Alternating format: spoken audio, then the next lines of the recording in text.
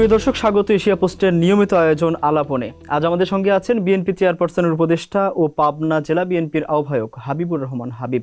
ছাত্রলীগের কেন্দ্রীয় সভাপতি থেকে বিএনপি নেতা, হামলা মামলা কারাবাস পেরিয়ে সংসদ নির্বাচনে মাত্র ৩,০০০ ভোটের ব্যবধানে পরাজয়। এই দীর্ঘ ও বৈচিত্র্যময় রাজনৈতিক জীবনের গল্প নিয়ে আজকের আলাপ। সঙ্গে থাকুন আমাদের সাথে, কথা বলতে চাই আমাদের অতিথির সাথে। হাবিব ভাই, স্বাগত এশিয়া পোস্টে, কেমন আছেন? আপনাকে ধন্যবাদ, এশিয়া পোস্টকে ধন্যবাদ। আলাপন অনুষ্ঠানরা দেখছেন তাদেরকে আমি সশ্রদ্ধ সালাম এবং শুভেচ্ছা। খুব ছোট্ট করে প্রশ্ন দিয়ে শুরু করতে চাই, এখনকার রাজনৈতিক জীবন এবং আপনার ব্যস্ততা কেমন কাটছে? ব্যস্ততা তো কমেনি। যেসব মানুষকে সঙ্গে করে সারা জীবন কাজ করেছি, যারা আমার কাছে এসেছে, যারা আমাদের কাজ করেছে, তাদের সাথে প্রতিনিয়ত কথা বলতে হয়। প্রতিনিয়তই তারা বিভিন্ন কর্মকাণ্ডের সঙ্গে আমাকে জড়াতে চায় এবং তাদের বিভিন্ন সমস্যা ছোটোখাটো এসব নিয়ে আসলে ব্যস্ত। মানে কি, একজন সংসদ সদস্য হলে যতটুকু ব্যস্ত থাকতাম তার চেয়ে বেশি ব্যস্ত এখন। একজন রাজনৈতিক ব্যক্তি মানে তার বর্ণাঢ্য জীবন থাকে, বিচিত্র জীবন থাকে। আপনার বিচিত্র জীবনের শুরুর গল্প জানতে চাই। পাবনার রাজনীতিতে আপনার শুরুটা কিভাবে হয়েছে? আমার রাজনীতি তো পাবনাতে শুরু হয় না। আমার রাজনীতি আমার নিজের এলাকা, যেটা আমার ঈশ্বরদী শাহাপুর আমার গ্রাম।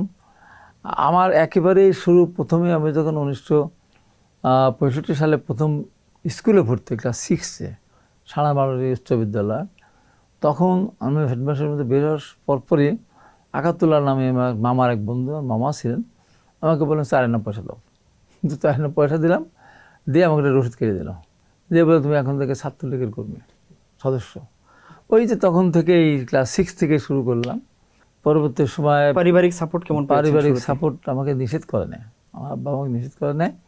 আর আমি তারপরে তো এসএসসি পাস করলাম, ইন্টারমিডিয়েট ভর্তি হলাম। সেই সময় তো নির্বাচন হলো, নির্বাচনে তো সেই সময় ভূমিকা পালন করলাম। পরে মুক্তিযুদ্ধে গেলাম, মুক্তিযুদ্ধে ফিরে আসলাম।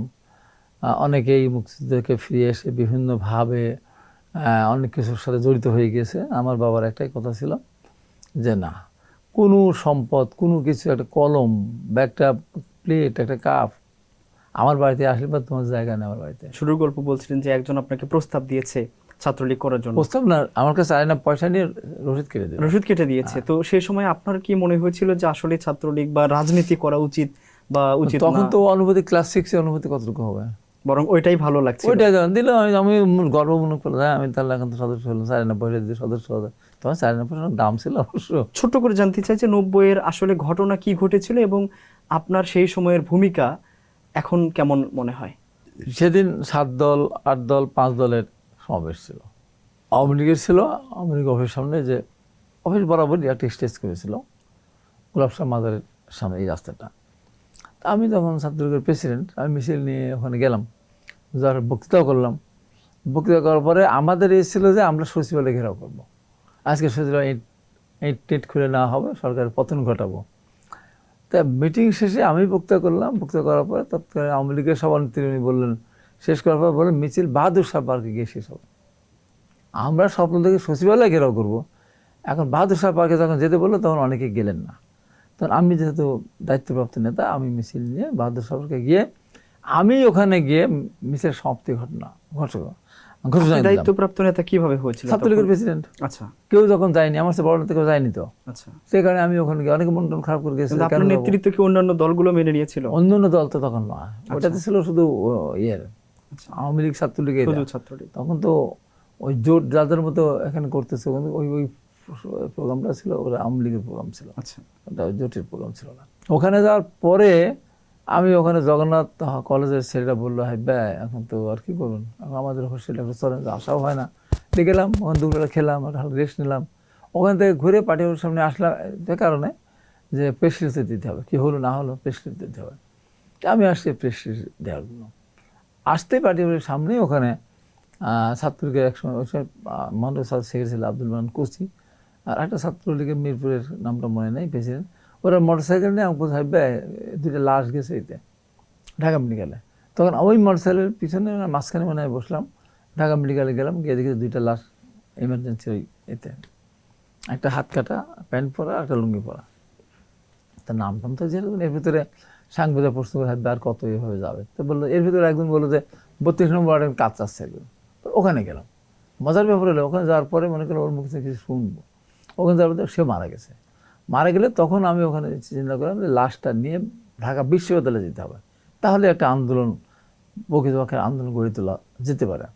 তখন আমি ওখানে সিদ্ধান্ত দিলাম লাশটা নিয়ে স্টেশনে করে আমরা ক্যাম্পাসে নিয়ে যাবো। তখন বাউল ছিল, ওকে একটু বললাম, কায়েম ছিল, পরে ধর ছাত্রলীগের প্রেসিডেন্ট হয়েছিল।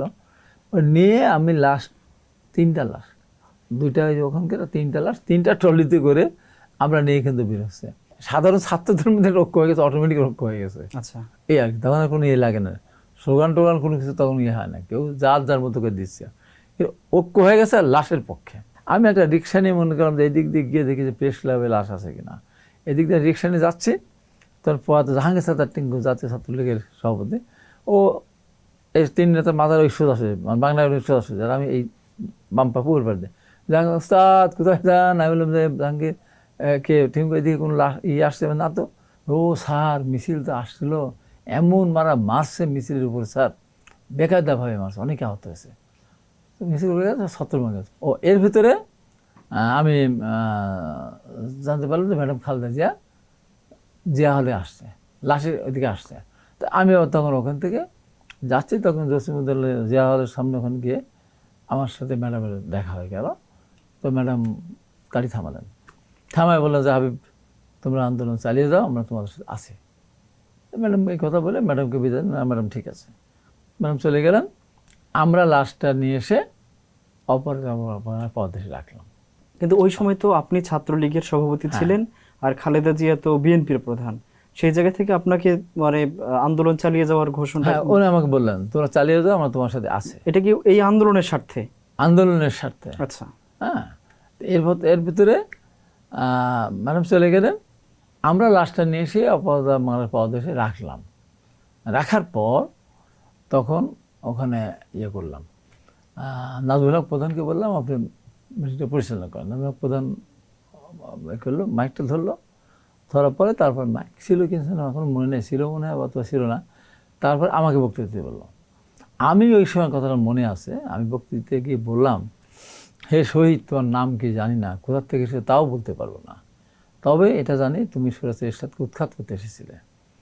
তোমার লাশকে সামনে রেখে বাংলার পাদদেশে আমি ঘোষণা করছি সুরাতের এরশাদকে উৎখাত না করে ঘরে ফিরে যাবো না। ডাকসু অফিসে আবার বসার পরে এখন ভাইস চ্যান্সেলর, প্রক্টর সবাই বসে বারবার ফোন করতেছে, সন্ধ্যা লেগে যাচ্ছে, হাবি আসো তাড়াতাড়ি আসো, তোমাদের ইয়ে দিয়ে যাও। তারপর স্যারদের ডাকে আবার গেলাম, বলতেছে যে হাবিব লাশ দাও। তাই আমি লাশ পাবেন না। কেন? শেখ হাসিনা যতক্ষণ পর্যন্ত লাশ দেখতে না আসবেন ততক্ষণ পর্যন্ত আপনার লাশ দেওয়া হবে না। তখন আবু জাহেদ সেন্টু তুলক, তার হলো বিশেষ সহকারী পেয়েছিল। বলার পরে আমি বললাম যে শেখ হাসিনাকে বলেন বিশ্ববিদ্যালয় ক্যাম্পাসে আসুক, যদি আজকে না আসে তাহলে 1986 সালে নির্বাচন গিয়ে যে অবস্থা হয়েছিল, অনেকদিন ধরে বিশ্ববিদ্যালয় ক্যাম্পাস চালাতে হয়েছিল, আবার আজকে আমাদের ক্যাম্পাস চালা হতে হবে, ছাত্রলীগকে কিন্তু ক্যাম্পাস চালা হতে হবে। উনি 5 দলের নেতৃবৃন্দকে সাথে করে 8 দলের নেতৃবৃন্দের সাথে করে আসলেন, শেখ হাসিনা বক্তব্য দিলেন, সবাই বক্তব্য শুনলো মনোযোগ সহকারে। শেখ হাসিনা শপথ পড়লেন। শপথ বাক্য শেষে যখন জয় বাংলা জয় বঙ্গবন্ধু বলেছে, তখনই ওরা এই শপথ মানি না, মানবো না, জাসদ ছাত্র দল এরা। আমি বললাম আমি তো আছি, আপনার চিন্তা করছেন না, কোনো ভয় নাই, আমি আছি, উঠাই দিচ্ছি। পরে আমি গিয়ে সবাইকে গাড়িতে উঠাই দিলাম। ইতিমধ্যে নাজমুল হক প্রধান আবার আমানুল্লাহ আমানের নাম বলছে শপথ বাক্য দ্বিতীয়বার পড়ানোর জন্য, যেহেতু এটা অমান্য হয়ে গেছে। ওইটা পড়ানোর পরে গাড়িতে উঠাই দিলাম। উঠাই দেওয়ার পর তখন বিশ্ব কর্তৃপক্ষের কাছে লাশ দিলাম। ওই লাশের মধ্যে তখন চিরকুটে পাওয়া গেল নাজিরউদ্দিন জিহাজ, আহ্বায়ক না ভাইস প্রেসিডেন্ট সম্ভবত উল্লাপাড়া কলেজ, তখন হলো ও ছাত্রদলের নেতা। আচ্ছা, যাক, পরে স্যারের দিয়ে দিলাম, স্যার তো লাশ নিয়ে চলে গেলেন। তারপরে আমরা বসলাম ডাকসু অফিসে। ডাকসু অফিসে বসে আলাপ আলোচনা হচ্ছে, তাহলে আমরা ঐক্যবদ্ধভাবে আমরা একটা আন্দোলন করবো। ইতিমধ্যে ওয়াকি টকিতে ঘোষণা হচ্ছে যাইবেন হাবিব কোথায়, যেখানে পাও পিটিয়ে তার লাশটা ইতে পাঠায় দাও, মর্গে পাঠায় দাও। এটা কারা বলছিল? এটা পুলিশকে বলতেছে, আমি যে লাশ নিয়ে আসছি, পুলিশ নন্দা চলে গেছে। এইটা আবার 32 নম্বরে শেখ হাসিনা তখন গৃহবন্দী, ম্যাডামও তখন গৃহবন্দী মতো অবস্থা। তখন ওরা শুনি, সেখান থেকে আমাকে মেসেজ পাঠাচ্ছে যে আমাকে সাবধান হওয়ার জন্য। আমি মেসেজ পাইনি, না পেয়ে আমার মধ্যে কোনো কর্মকাণ্ড করছে। তখন আমরা বসে বললাম যে এখন তো এভাবে মানে এখন সব দল মিলে একটা ঐক্যবদ্ধ আন্দোলন করতে হবে। তাহলে বললে একটা নাম দিতে হবে, অর্থাৎ এমন একটা নাম দেবো, ডাকসু যদি বের হয়ে যায় তাও নাম পরিবর্তন হবে না, দুইটা সংগঠন অ্যাড হলেও নাম পরিবর্তন হবে, দুইটা সংগঠন চলে গেলেও অ্যাড হবে না। তখন সবাই মিলে বোঝাতে সক্ষম হবে, সবাই মিলে সর্বদলীয় ছাত্রৈক্য। আচ্ছা, তাহলে আমরা মানে কি জানতে পারি 90-এর আন্দোলনে ছাত্রদেরকে ঐক্য মূলত কার আহ্বানে করা হলো? ওই যে জিহাদের লাশ যে নিয়ে আসলাম আমিও জিহাদের লাশটা না নিয়ে আসতাম, ওই লাশটা নিয়ে তার অন্য কেউ যায়নি, সর্বদলীয় ছাত্র অন্য লাশ নিয়ে আসতে কেউ। তারপর ঐক্যের আহ্বানটা কার ছিল? ঐক্যর আমার, আমি তো হ্যাঁ এই নামও তো আমি দিলাম। আপনার ভূমিকার কথা শুনলাম, আপনি ওই সময় ছাত্রলীগের সভাপতি হিসেবে দায়িত্ব পালন করেছেন, এক সময় আপনি ছাত্রলীগ করতেন, এরপরে 1996 সালে আপনি দল ছেড়ে বিএনপিতে যোগ দেন। কি ঘটেছিল আপনার? এখানে যুক্তিসঙ্গত কিছু কারণ ছিল। কারণটা হলো কি যে আমি যে 90 সালের আন্দোলনটা করলাম, নেতৃত্ব দিলাম, এটা তো আওয়ামী লীগ তখন চায়নি। না চাওয়ার কারণ হলো যে আওয়ামী লীগ মনে করতেছে বিএনপির হাত থেকে ক্ষমতা নিয়েছে জাতীয় পার্টি এরশাদ। তো বিএনপির তো অনেক নেতারা তখন যোগদান করতেছিল জাতীয় পার্টি, যার মধ্যে আহমদ চলে গেছিলেন, এই যে আপনার হলো কাজী জাফররা চলে গেলেন, তারপরে যে জাফর ইমামেরা চলে গেলেন, অনেকে সর্বশেষ হাসনাত ব্যাসটা আবুল হাসনাত পর্যন্ত চলে গেলেন। তো এর ভিতরে মাঝখানে অভিনীরা হয়ে গেল। তো শেখ হাসিনার উদ্দেশ্য ছিল যে আরও 2-1 বছর এসব থাক, তাহলে জাতীয় পার্টিতে সব চলে যাক। বিএনপির লোক দিয়ে তো জাতীয় পার্টি গঠন হলো, এরা জাতীয় পার্টি সব ছিল না, শামসুল হুদা মতিন সব জাতীয় পার্টি, বিএনপি তো সব তো চলে গেল ওখানে। শেখ হাসিনার উদ্দেশ্য ছিল আরও কিছুদিন গেলে বিএনপি খালি হয়ে যাবে, তখন আমি খালি মাঠে গোল দেবো এরশাদের বিরুদ্ধে। এটা কত সালের কথা? কঠিন হবে না, কত সাল? এটা প্রথম থেকে এটা ছিল 90 সালে তো আন্দোলন শেখ হাসিনা চায় না, এই কারণে আমাকে তো টেনে ধরছে আমি কেন আন্দোলন করতেছি, আমার সাথে এইটা আমার সাথে দ্বন্দ্ব তখন সেখান থেকে আমি কেন আমি নিজে নিজে আন্দোলনটা করতে গেলাম, এইটার থেকে দ্বন্দ্ব শুরু হলো। এবং যখন বিএনপি ক্ষমতা চলে গেল তখন 2-1টা বিশ্ববিদ্যালয় ক্যাম্পাসে বা বিভিন্ন জায়গায় খুন খারাপ হয়েছে, ছাত্রলীগ ছাত্রদলের মানুষ। যখনই একটা ছাত্রলীগের ছেলে আক্রান্ত হয় বা মার খায় বা মারা যায়, আমার উপর দোষ আসে, তুমি কেন এটা করলে, তুমি না করলে এখন এরশাদ থাকলে তো আর ছাত্রদল আমাদের ছেলেদেরকে মারতে হতো না, আমাকে দায়ী করো সব ব্যাপারে। তা আমি একদিন বলেছিলাম আন্দোলনের পরে যে আমি আন্দোলন কেন করলাম, যে অপরাধী আমাকে সাজানো হলো। আমি একদিন সংক্ষেপে বলে মহাখালী থেকে শেখ হাসিনা থাকতেন, তখন এই বাসায় সবসময় থাকতেন। তা আসতে গেলে আমি আব্দুল জলিল, আওয়ামী লীগের সেক্রেটারি আব্দুল মান্নান, বাহাউদ্দিন নাসিম, তারপরে মানবজন দারিম ফে মারা গেলেন, আনাম সেন্টো। তো হঠাৎ করে কথা উঠলো, কথা হয়ে বলতেছে হ্যাঁ আন্দোলনটা এইভাবে আপনার করে শেষ, একেবারে বলতেছে তুমি আন্দোলনটা এইভাবে শেষ করে দিলা, শেষ করে দিয়ে এখন এই অবস্থা না, এখন নির্বাচন কী হবে, আমার কথা মতো নির্বাচনটা করেন কি। আমি আন্দোলন করার কারণে তো অপরাধী হয়ে থাকে, আমি আপনাদের দল ক্ষমতায় নিয়ে আসবো, আমি কথা দিচ্ছি, আমার কথা শোনেন কি, আমি আপনারা 5 দলকে 100 সিট দিতেন, আর বাকশালকে 100 সিট দেন, আপনারা 200 সিট রাখেন। বাকশাল এবং মানে রাজ্জাক ভাইয়ের দল তাকে আর 5 দলকে 100 সিট দেন, 200 সিট আপনারা রাখেন, 151টা কনফার্ম করেন, আপনারা ক্ষমতা যাবেন, না গেলে আমাকে আমার নাম ফিরে দেন। এই বলতে বলতে 32 নম্বর গাড়ি আসলো, ঠেকলো, আর পরে হলো না। তো পরে আমার কথা শুনে নেই, 5 দলকে তো সিট দেয় না, রাজ্জাক ভাইকে 2-1টা দিয়ে ওইরকম না দেওয়া না দেওয়ার মতো, তো ক্ষমতা আসতে পারলো না। এই ক্ষমতা না আসার কারণে যখনই কোনো ঘটনা ঘটে তখনই আমাকে দোষারোপ করতে হলো, যার কারণে ম্যাডাম খালেদা যে আমাকে যখন, এখানে একটা কথা স্মরণ করতেই হবে, ওনার যে কী মানসিকতা ছিল। আপনি আগে ওইটা একটু শেষ করেন যে আওয়ামী লীগ থেকে ওই তো এইটা তো এখানে তারপরে যেটা হলো, এখানে ম্যাডাম খালেদা জিয়া সরকার গঠন করলেন, সরকার গঠন করার দিনে পরদিন আমি ফোন দিলাম, ফোন দেওয়ার পরে আমার ওখান থেকে বললো আপনি আধা ঘন্টা দেরি করেন, আধা ঘন্টা পরে ফোন দিলেন আমাকে, ফোন দেওয়ার পরে তখন প্রাইম মিনিস্টার আমাকে লাগাই দিলেন প্রাইম মিনিস্টারের সাথে। চিন্তা করেন এত ব্যস্ততার মধ্যে আমাকে বলতে, হাবিব তুমি কেমন আছো, তুই হলো হাবিব তুমি আওয়ামী লীগ করতে পারো না, তুমি যে কাজ করেছো তুমি আমার সাথে চলে আসো, তোমার অনেক কাজ। অর্থাৎ আপনি তখন ছাত্রলীগের সভাপতি আর ফোন দিয়েছে বিএনপির প্রধান এবং প্রধান। তখন আমি ছাত্রলীগ থেকে রিজাইন ইলেকশন করেছি, ইলেকশন পরে ছাত্রলীগের প্রেসিডেন্ট থেকে রিজাইন দিয়ে ইলেকশন করতে হলো আমাকে, ওটাও একটা ষড়যন্ত্র ছিল। কামরুজ্জামান সাহেব চন্দ্র সাহেব ইলেকশন করেছিলেন তখন? হ্যাঁ, না আওয়ামী লীগ আমাকে নমিনেশন দিল, কিন্তু আমাকে ছাত্রলীগ থেকে রিজাইন করা। ও আচ্ছা, মানে ছাত্রলীগ থেকে পদত্যাগ করার পরে ওইটাই তো আমাকে পরাজয়ের মূল কারণ। আচ্ছা, ওখানে তো আওয়ামী লীগ পেয়ে বসলো এটা। তারপর শেখ হাসিনা আমার বিরুদ্ধে চলে আসলেন, বক্তৃতা করলেন না, একটা মিসআন্ডারস্ট্যান্ডিং এর কারণে একজনকে দায়িত্ব দিয়েছিলাম সে। আবার আরেকটা হলো ম্যাডাম যখন আসলেন, ম্যাডাম আমার বিরুদ্ধে বক্তৃতা করলেন না। আচ্ছা, ম্যাডাম যদি আমার বিরুদ্ধে কঠিন একটা বক্তৃতা করে তাহলে কিন্তু আওয়ামী লীগের আর তখন বলতে পারে না যে আমি ম্যাডামের লোক। ওরা বললো হাবিব নমিনেশন আওয়ামী লীগ থেকে পেয়েছে, কিন্তু হাবিবের ম্যাডাম খালেদা জিয়ার লোক। না ম্যাডাম খালেদা জিয়া বললো না, হাবিবের বিরুদ্ধে বক্তব্য দিতে পারবো না, হাবিব জিতলে জিতে আসুক। তো কতখানি আমার প্রতি দাঁড়িয়েছিল যে আমার আগে থেকে কি বিএনপির সাথে আপনার যোগাযোগ না হচ্ছিল? বিএনপি আমার আন্দোলনের ভূমিকার কারণে ম্যাডামের স্নেহের দৃষ্টিটা ওরকম ছিল। 90-এর আন্দোলন। 90-এর আন্দোলন, যে কারণে আমার ওখান দিয়ে উনি আসলেন, ওনার প্রার্থীর পক্ষে কোনো বক্তৃতা করলেন না। উনি বললেন না হাবিব এখন জিতলে জিতে ওর আন্দোলনের কারণে আজকে নির্বাচন। এই যে ম্যাডামের যে একটাই, এবং ম্যাডাম চেয়েছিলেন আমারও কোনো প্রার্থী না দিতে, কিন্তু শেখ হাসিনা তো শুনলো না, উনি তো এখানে প্রার্থী দিয়ে বললেন আমার আন্দোলন আমার, তাহলে আমার জন্য তো হতে পারেনি এটা। এই যে অবস্থা, তো এরপর থেকে আমাকে ম্যাডাম ডেকে নিলেন একবার, ডেকে নিয়ে বলেন তোমাকে জয়েন করতে তুমি আমলি করতে পারো না, তোমাকে আমি কাজে লাগাবো। কাজেও লাগাতে উনি বলেই ফেলেন আমাকে, তোমাকে আমি কাজ করাবো। কাজ করা মানে বুঝে নিত তো আমার থাক, ও ডাক্তার ভিপি আছে, সাধারণ কর্মীরা আছে, তোমাদের পক্ষ থেকে তুমি কাজ করো, তোমার কাজ করার সুযোগ আছে, আমি সুযোগ করে দেবো।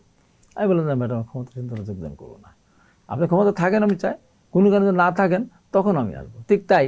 আচ্ছা, ম্যাডাম ক্ষমতা থেকে যাওয়ার পর কিন্তু আসলাম। আমার সাথে লাগলো কি নিয়ে, আমার সাথে লাগলো এবারও এখানেও আর একটা খেলা, এই যে জনতার মঞ্চ 96-এ, ওটা তো আমাকে তো দায়িত্ব দিল, হঠাৎ করে ডেকে বসে। আমি তো স্বেচ্ছাসেবী অ্যাক্টিং কনভেনর, মকবুল কনভেনর জেলে গেছে, আমার সাথে মকবুলকে দেওয়ার কারণে আমি মকবুল মানতে চাইনি যে আমি ছাত্রলীগের প্রেসিডেন্ট ছিলাম, মকবুল একটা থানার হলো প্রেসিডেন্ট, তার সাথে আমি কেন জয়েন করবো, বাহাউদ্দিন আছে 2 নম্বর জয়েন করবো। তারপরে একটা নতুন সংগঠন, এই সমস্ত একটি ব্যাপার নিয়ে দিয়েছিল আর কি। তো মকবুল দিলে তখন আমি অ্যাক্টিং কনভেনর হয়ে গেলাম। তখন আমার উপরে টোটাল দায়িত্ব, আন্দোলনের টোটাল দায়িত্বটা দিল, একটা টোটাল এক ডেকে। এবং আওয়ামী লীগের যত নেতা, আওয়ামী লীগের সেক্রেটারি থেকে উপাধ্যক্ষ মাহমুদ মান্না আক্তার তখন ছিল, এর সাথে ছাত্রলীগের সব নেতাদের ডেকে বললো এখন থেকে আন্দোলন 96-এর 15 ফেব্রুয়ারি নির্বাচন ঠেকানোর জন্য এই আন্দোলনের দায়িত্ব হাবিবকে দেওয়া হলো সবার সামনে। কিন্তু বললো যে আমাকে, আমি যদি শেখ হাসিনার সাথে যোগাযোগ করবো, তাছাড়া কারোর সাথে মনে করলে সাথে চাবো না না চাবো, সম্পূর্ণ স্বাধীনতা আমাকে দেওয়া হলো। এবং এইটা দিল কবে, এইটা দিল হলো আপনার হলো 30শে জানুয়ারি, সম্ভবত 30শে জানুয়ারি। তো 30শে জানুয়ারি তখন আমি 5 নম্বরের একটা অফিসে আওয়ামী লীগের, ওখানে গেলাম। স্বামী পান্না পেশেন্ট ছেড়ে নেই, তোমাদের কি খবর, আন্দোলন কালকে কী করবা? ওই যে 21শে ফেব্রুয়ারি বইমেলা উদ্বোধন করতে আসবেন ম্যাডাম, সবসময় যেটা বিরোধী দল করে, মিছিল টিছিল আছে, তোমাদের কী অবস্থা? তাই আমাদের কিছু সহযোগিতা করেছে, কতটুকু এইটুকু পরিমাণ, এইটুকু দিয়ে হয় আন্দোলন হয়। আমি আবার আসলাম শেখ হাসিনার কাছে, আসলাম 5 নম্বরে, মানে এই বাসায় আসলাম। ওটা ছিল 7 নম্বরে নাকি, ওই যে ওই পাশটা 7-এর বিতে সম্ভবত। তারপরে আমি বলে কী হয়েছে এত রাত্রে? কালকে আন্দোলন টাকা পয়সা লাগবে তো। আমার দাদি নিষেধ করছে, রাত্রি টাকা দেওয়া যায় না। আমার দাদির কথা বাদ দেখে শেখ হাসিনা বলছিল, হ্যাঁ ও কয় টাকা রাত্রি চাইলে এবার কোনো প্রয়োজন হলো, আমার দাদি নিষেধ আছে, থাকে না যখন দিতে চায় না তখন তিনি বলে আচ্ছা দাদি নিষেধ দিলে হবে না, আন্দোলন করতে টাকা দিতে হবে। যে টাকা দিয়েছিল তো তার চেয়ে আবার ডবল টাকা আমি নিলাম, দিয়ে আর 2-1 জন দিয়ে সকালবেলা ওই যে মিছিল টিছিল করবে, তারপর মিছিল করতে গেলে তো পুলিশ পিটাবে, তারপরে তো পুলিশ পিটালো, পিটালো পিটাইটাতে সভাপতি দিন গেল। তারপর দিন তো আবার প্রোগ্রাম। যাক, এই যে আন্দোলনকে তুলে নেওয়া এবং 15 ফেব্রুয়ারি নির্বাচনে বাধা দেওয়া, আমার মাথার ভিতরে স্বপ্ন ছিল বাধা দিত, নির্বাচন পিছিয়ে দেবো, কী করবো, বিজেপি এসে হয়তো সেখানে সমস্যা সৃষ্টি করবো। আপনি চূড়ান্ত সিদ্ধান্তটা কখন নিলেন যে আওয়ামী লীগ ছাড়বেন? এইটা আওয়ামী লীগ ছাড়লাম শেখ হাসিনার মুখের উপর পড়ে আসলাম। আচ্ছা, আমি 10 তারিখে নমিনেশন ডিক্লেয়ার হলো, 11 তারিখে 10 তারিখ ডিক্লেয়ার হলো। আমি পার্টি অফিসের সামনে, স্বামী পান্না শেখ হাসিনা বলছে তোমরা যাও এলাকায় হাবিবের ভোট করে আসো, তো গত বছর তো ডিলভাই হারাই দিয়েছে, এবার তোমরা আগের থেকে যদি দিয়ে আসো। আচ্ছা, তোরা আমাকে শেখ হাসিনা যখন ইতে যান, হজ করতে যান, তখন আমি এয়ারপোর্টে গেলাম, যা কী করবো, ইলেকশন করবো, যাও এলাকা যাও। তো গেলাম, তখন ওরা আমার কাছে হাইবে আপনি কবে যাবো? যেদিন তোমার রবিবার আর বুধবার ফ্লাইট আছে, যে কোনো একটা রোববার বা বুধবার আসো, বললো চলে গেলাম। এরপরে আমি দাঁড়ায় থাকলাম, নাম সব ডিক্লেয়ার হচ্ছে, বলতে আমার নামটাকে, এটা একটা ঐতিহাসিক একটা ঘটনা। মোহাম্মদ নাসিম উনি মারা গেছেন, উনি আমাকে কোনোভাবে ইলেকশন করতে দিবেন না। আপনি এতটাই অপছন্দের ছিলেন তার কাছে? এতটা অপছন্দ ছিলেন মোহাম্মদ নাসিম, অথচ তার সব কথা কিন্তু আমি শুনছি একসময়, সে যা চেয়েছে আমি তাই করেছি।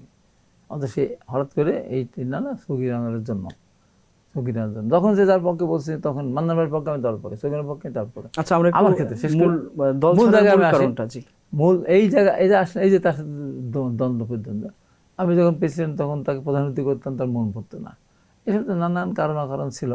শেষ পর্যন্ত মোহাম্মদ নাসিম ওখানে যে এমপি হয়ে মন্ত্রী মারা গেলেন শামসুল ডিলু ভাই, তার সাথে তার একটা সম্পর্ক ছিল এবং মানুষ বলে, আমি বলি না, মানুষ বলে যে একটা লেনদেনের একটা ব্যবসা ছিল, ওইটা সে তার কাছে প্রেশার দিয়েছিল আমাকে দিতে হবে, এরকম একটা শুনি আমি, চোখে দেখিনি।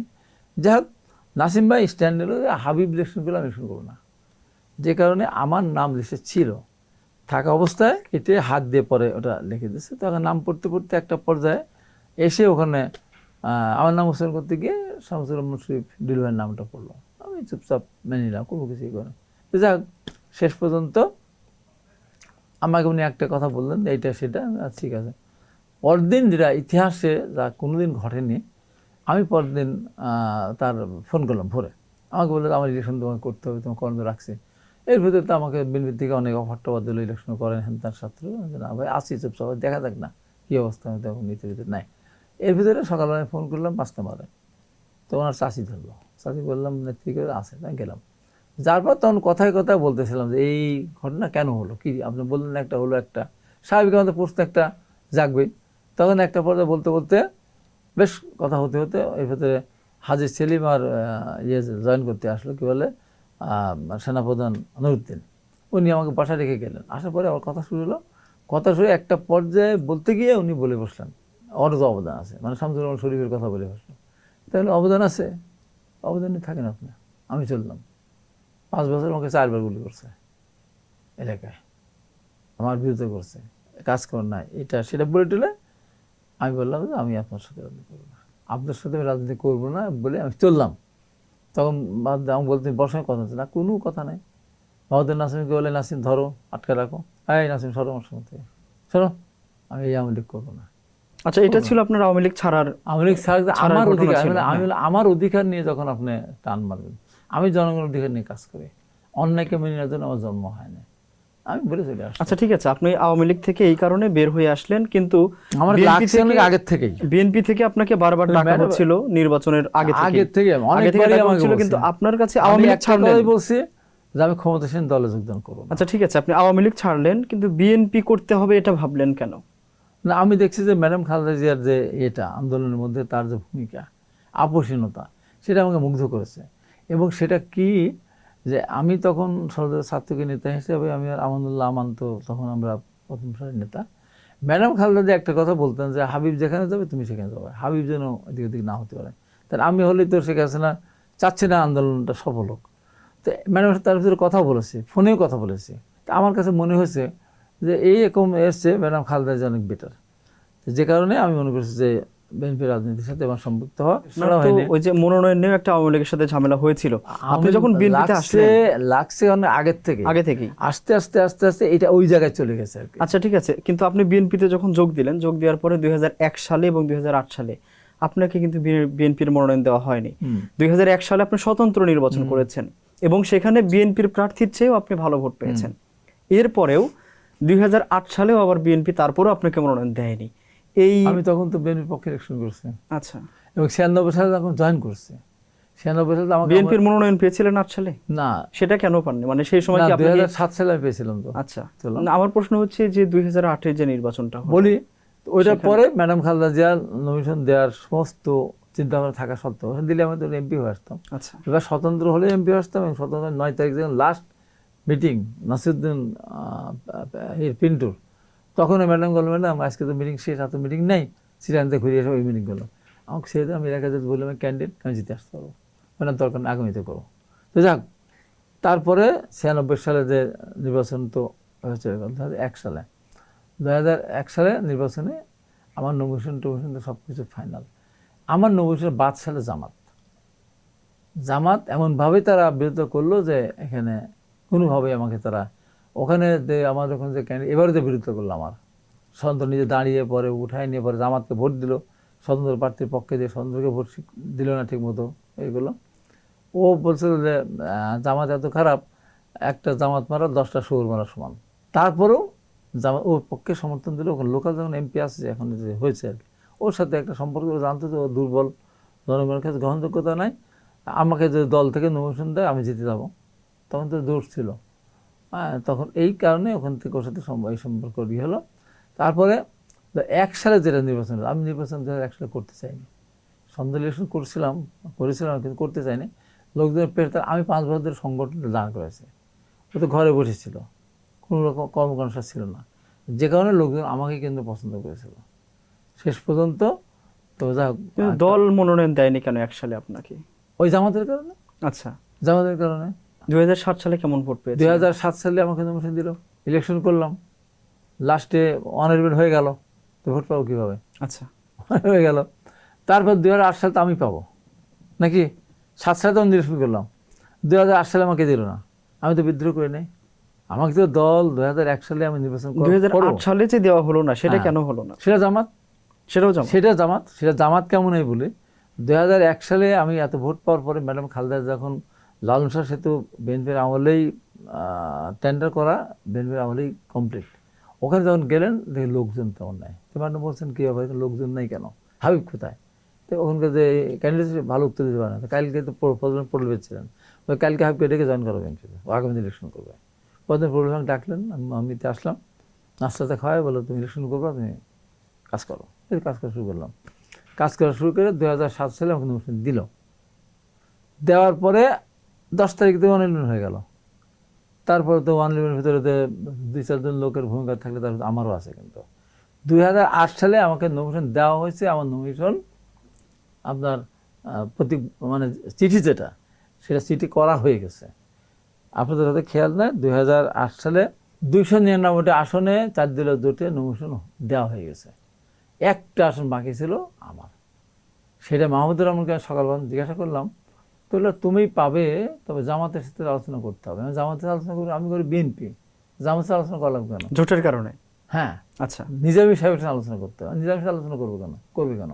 আমি বিএনপি করি, আমি আন্দোলনে, আমি আমাদের ভিতরে আমি দলের পক্ষে কাজ করেছি। তো তারপরে একটু যাক, তারপরে রাত্রিবেলা আবার একটা জন্য কেন বসে আছে, সালাউদ্দিন কাদের চৌধুরী, ব্রিগেডিয়ার হান্নান সাহেব এসেছিলেন, তারা আমার পক্ষে যুক্তি দিয়ে আমার নমিনেশনটা আমার ফাইনাল করা আছে। এরপরে হঠাৎ করে রাতের বেলা আমাদের দিয়ে দিবে আমাকে, হঠাৎ করে রাতের বেলা 3-4টে গাড়ি আসলো, মানে নিজামী সাহেব বাদে আর যা ছিল সবাই আসলো। ওরা সত্য কথা বলুক, সবাই এসে 2-2.5 ঘন্টা ধরে ম্যাডামের সাথে বার্গেনিং হয়েছে। আচ্ছা, আমার দলের সাথে ম্যাডাম একটা কথা বলছে, ওকে আমি নমিনেশন দিতে পারিনি, আগে গতবার দিয়েছিলাম, হয়নি, ওকে দিয়ে ইলেকশন করবো। এবং তারেক রহমান বারবার আমার কাছে মেসেজ দিয়েছে, হাবিবের নামটা যেন থাকে, বারবার উনি আমাকে বলেছেন, তারেক রহমান বলেছে। অতএব আমি এটা কাটতে পারবো না। শেষ পর্যন্ত আপনি অন্য সিট নেন, দু একটা বেশি, তাদের কথা এই সিটই দেন, তবে আরও 2টা সিট আপনি কেটে দেন। তো এখানে আপনাদের ক্যান্ডিডেটকে দিতে হবে, মানে আমাদের যে জেলা বিএনপির সভাপতি ছিলেন আর কি, তাকেই দিতে হবে। তা না হলে ওই কমিটি আবার সাথিয়া বেড়া নিজামী সাহেবের এলাকায় আবার কমিটি তো জেলা বিএনপির প্রেসিডেন্টের হাতে, জেলা বিএনপির ওই যারা বানানো কমিটির প্রেসিডেন্ট ছেড়ে থানা পৌর 2টায় 4টা কমিটি এসে নিজামী সাহেবকে বললো যে নমিনেশন যদি আমাদের প্রেসিডেন্টকে না দেন, হাবিবকে যদি দেন, আমরা আপনার বিরুদ্ধে করবো। আচ্ছা, আপনি কীভাবে যেতেন দেখবো, চ্যালেঞ্জে চলে গেল। তখন নিজামী সাহেব আরও শক্ত হলো, শক্ত ম্যাডামকে লাস্টে বললেন, এদেরকে পাঠিয়ে দিলেন, দিয়ে বললেন আমাদের আমিরি জামাতি যদি হেরে যায় জোট করে, তাহলে আমার সেই নির্বাচন করে লাভ কি, তাহলে নির্বাচন আমাদের কত দরকার নাই। তখন আমার তো দেওয়ার জন্য ম্যাডাম কলিং বেলও টিপছেন, অর্থাৎ জোটের স্বার্থে আপনাকে মনোনয়ন দেওয়া আমি হয়নি। বারবার জবাই হলাম। আচ্ছা, এবং কলিং বেল টিপলে জেনারেল আকবর তখন দেখাশোনা করতেন, আমি বসা পাশে, আমি মাহমুদুর মান্না, রিজভি আহমেদ, মাহমুদুর রহমান, রিজভি আহমেদ, জেনারেল আকবর, জেনারেল শরীফ, মারুফ সোহেল, শিমুল বিশ্বাস, সবার বসা। এর ভিতরে ম্যাডাম কলিং বেল টিপলেন আমার সিটটা দিয়ে দেওয়ার জন্য। তখন জেনারেল আকবর যাক বাঁচা গেল, হাইওয়েটা হয়ে গেলে শেষ, আজকে থেকে ছুটি। যে আছে তার মাহমুদুর রহমান জেনারেল সাহেব একটু বসেন। এখানে আমি নাম বলতে চাই না, একজন মাহমুদুর রহমানকে একটু ইশারা দিলেন, আশ্চর্য দিলেন যে আমার নমিনেশন না হয়। তখন সেটাকে বিএনপির একজন, হ্যাঁ, তখন মাহমুদুর রহমান জেনারেল আকবরকে বললেন, যখন মাহমুদুর রহমান তো সব কিছু করে, দেখলেন না 200 কি 165 সিট পাবে, 160 সিট, এরকম নামেই না এইভাবে। তো যাই হোক, শেষ পর্যন্ত জেনারেল সাহেব দেয় না, তারপরে উনি গেলেন। যার পরে তখন এর কিছুক্ষণ পর ফোন করা হয়ে গেছে, তো একবারে 3-4 গাড়ি নিয়ে এসে ঢুকে পড়লো গুলশান অফিসে, ম্যাডামের অফিসে, ঢুকে বার্গেনিং করে শেষ পর্যন্ত আমার নমিনেশনটা কাটায়ে ওই নমিনেশনটা নাম লেখালো। তখন মাহমুদুর এখন তখন আবার মাহমুদুর আন্তরিকভাবে চেয়েছিলেন আমাকেই, কিন্তু পরিস্থিতিতে গুছায় দেওয়ার জন্য হয়তো উনি করেছিলেন, উনি না ঠেকালে কিন্তু আমার কিন্তু সেটা দিয়ে দেয়। তো তখন জসিম ছিল, ইঞ্জিনিয়ার জসিম, তো লেখা আছে, তো জসিমকে ও জসিম কী করো না আমাকে পাল্টাও। তো জসিম ওটা ছিঁড়তে, জসিম নিজের মুখের কথা, যখন ছিঁড়তে আমারটা ছিঁড়ে একটা বানাচ্ছে, তার মাহমুদুর রহমান জিজ্ঞাসা করছে, বলছে যে তুমি কেমন লাগছে? স্যার বুকটা মনে ফেটে যাচ্ছে, ছিঁড়ে যাচ্ছে, কোন জায়গায় ছিঁড়ে যাচ্ছে। জসিমের আমাকে পছন্দ করতো, তো যাক ওইভাবে তার নিয়ে গেল। আমি তো তার পক্ষে তো ওর ম্যাডামের সাথে সারা দেশ ঘুরলাম। 96-এ সারা দেশ ম্যাডামের সাথে ঘুরেছি। এখানে বলে রাখি 96-এ, 91-এ ওখানে নৌকা জিতছিল আমার নিজের ইউনিয়ন। 96-এ বিএনপির প্রার্থী কিন্তু সব ইউনিয়নে হারছে ইস্যুতে। আমার ইউনিয়নে আমি বিএনপি জয়েন করার কারণে প্রায় 3000 ভোটে সে জিতছিল। আচ্ছা, আমি কিন্তু আমার ইউনিয়ন থেকে সব নিজের ইউনিয়নে হারছে, হেরে গেছিল, কিন্তু আমার ইউনিয়ন তাকে জিতে দিয়েছিলাম। আমি দলের স্বার্থেই কাজ করেছি।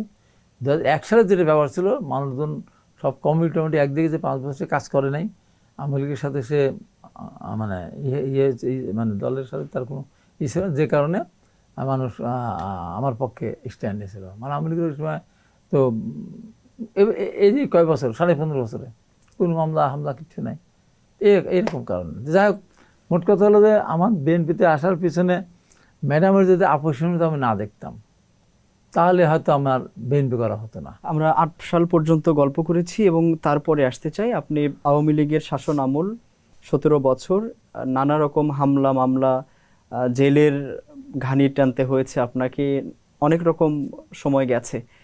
এর মধ্যে সবচেয়ে স্মৃতিময় সময় কোনটা ছিল, বা আসলে আপনার ব্যক্তিগত সময় কেমন ছিল?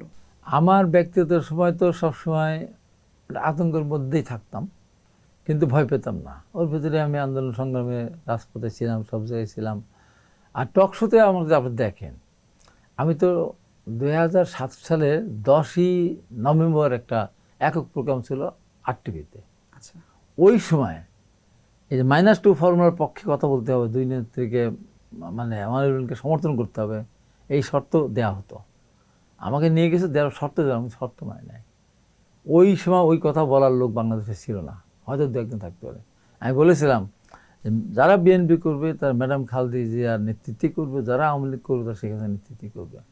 মহানবীর সরকার ক্ষমতা নেই দুই নেত্রীকে মাইনাস করা।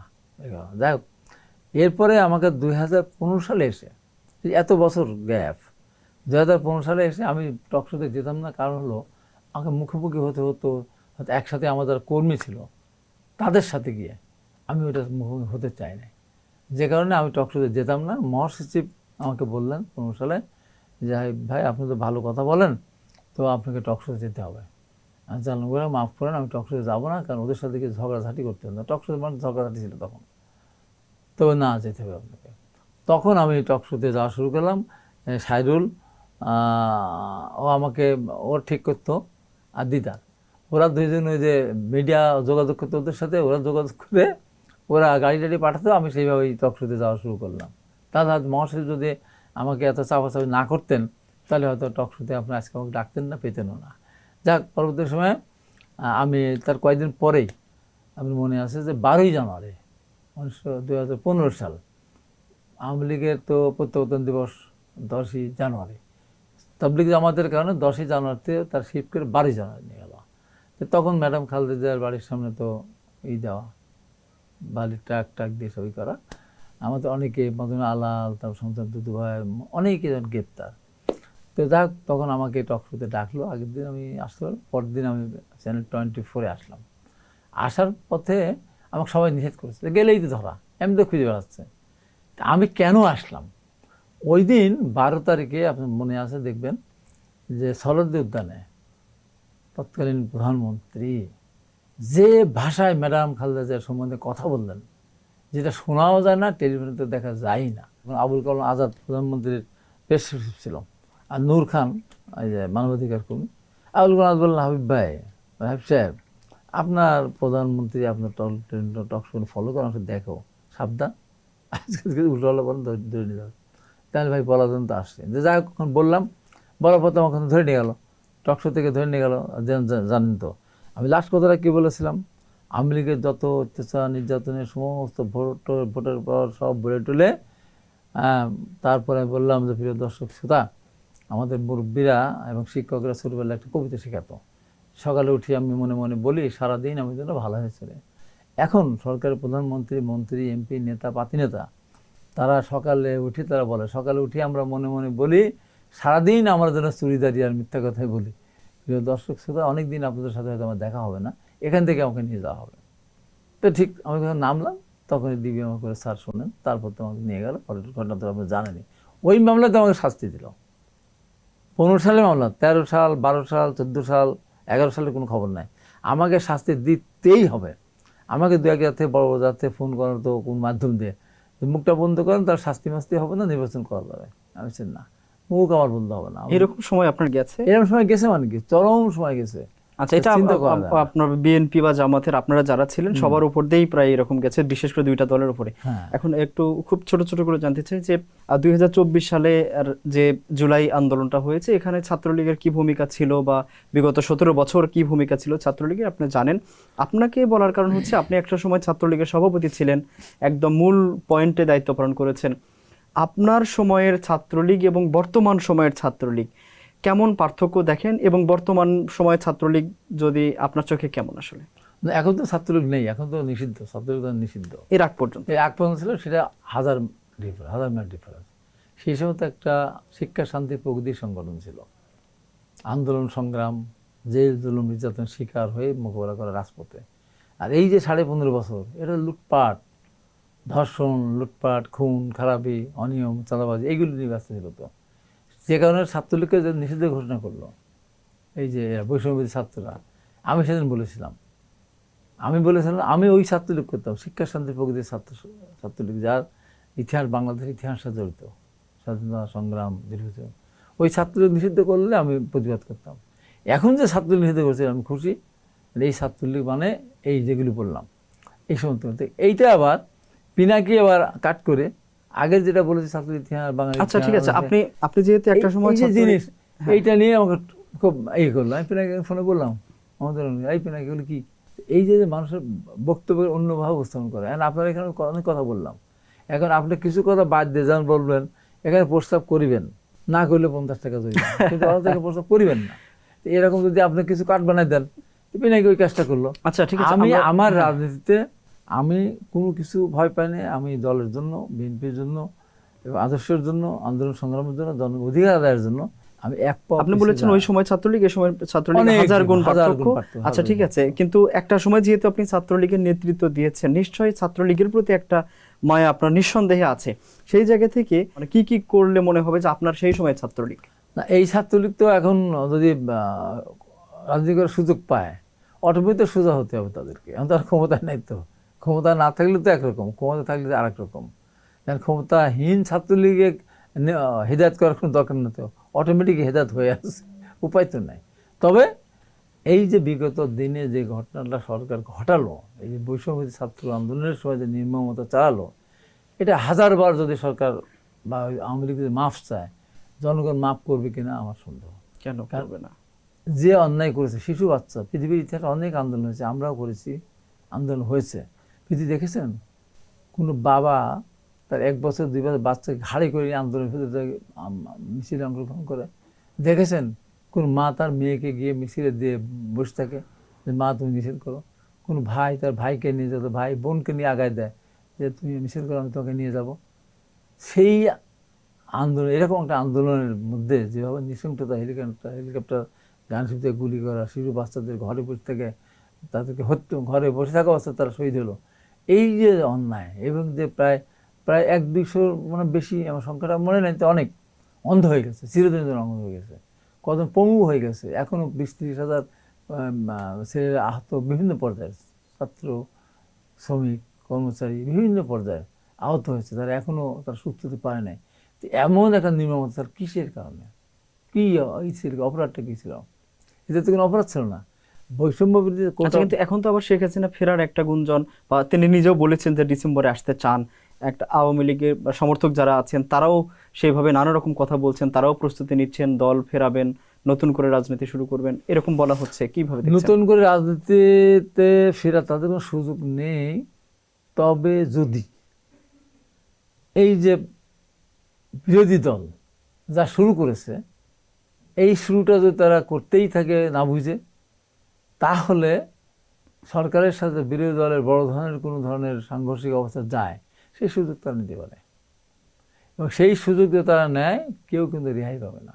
আজকে তো মনে করতে পারে, হয়তো জামাত মনে করতে আমাদের তো ভোট দিয়ে এই পর্যায়ে আমাদের নিয়ে আসছে, আওয়ামী লীগ ক্ষমতায় আসলে পরে আমরা মিলে যাব, যেতে পারে মিলে, কিন্তু শেষ বেলায় কী হবে সেটা এক সৃষ্টিকর্তা জানেন। আওয়ামী লীগ ক্ষমতা থাকা অবস্থায় খুব হ্যাডম দেখাতে পারে, ক্ষমতা না থাকা অবস্থায় আগে পেরেছে ওই সময়গুলি, এখন তো তাদের সেই নাই। তার দুর্নীতিতে প্রত্যেকেই একেবারে নিমজ্জিত দুর্নীতি, টাকা পয়সা অর্থ করি এত তারা করেছে, লোকাল উপজেলা পর্যন্ত আমরা দেখেছি আর কি। এদের এই মাঠে এসে সেই সাহস তাদের নেই। যেমন ৭৫-এর 15ই আগস্ট, তখন তো অন্য দল ছিল না, জাসদ শুধু, আর স্বাধীনতা বিরোধীরা তখন তো ঘরে ঢুকে আছে। তো সেই সময় যখন ঘটনা ঘটলো, তখন র্যাব তো ছিল না, রক্ষী বাহিনী ছিল, সেনাবাহিনী বিদ্রোহ করেছে, পুলিশ ছিল। 15ই আগস্টে ঘটনা ঘটলো, ৭৫-এর 15 আগস্টে একজন লোককে 32 নম্বর গেছিল দেখতে, 36 ঘন্টা 32 নম্বর লাশ পড়েছিল, একজন কাপুরুষ যায়নি। অর্থাৎ ওই সময়টা এখনকার সময়কে ইঙ্গিত করছে। ওই তো মোস্তাফিজুর মন্টু, আরঙ্গ, হান্নান, লিয়াকত, তারা যদি ঢাকা বিশ্ববিদ্যালয় প্রতিরোধ করে না তুলতো, ফজলুর রহমান আজকে বিএনপির এমপি, ওদের এসে না বলতো বাংলায় শুধু জুই আর গোলাপি ফোটে না, রয়্যাল বেঙ্গল টাইগার গর্জে উঠে, অনুপাত না করতো, আমি ছাত্রলীগের প্রেসিডেন্ট হওয়ার পর যেভাবে একটা মৃতপ্রায় ছাত্রলীগকে সামনাসামনি দাঁড় করি আমি মোকাবেলা করে বিশ্ব রাজনীতি করেছি, আমরা কেউ তাহলে এখনকার ইঙ্গিত কি পাচ্ছেন? এখনকার ইঙ্গিত ওইটাই, ওই কথা মনে করবে। আর এই আমার বক্তব্য যারা শুনছেন তারা মনে করো যে কাদের সিদ্দিকীরা যে ভূমিকাটা পালন করেছিল, তারা কেউই ভালো নেই এবং যুগে যুগে মরেছে। এখন আওয়ামী লীগ ফিরলে কার সুবিধা কার অসুবিধা হবে? ফিরতে এত সহজ, ফিরা কঠিন। যারা যে এত জীবনকে উৎসর্গ করলো, যারা তারাই মূল্যায়ন করে নেই।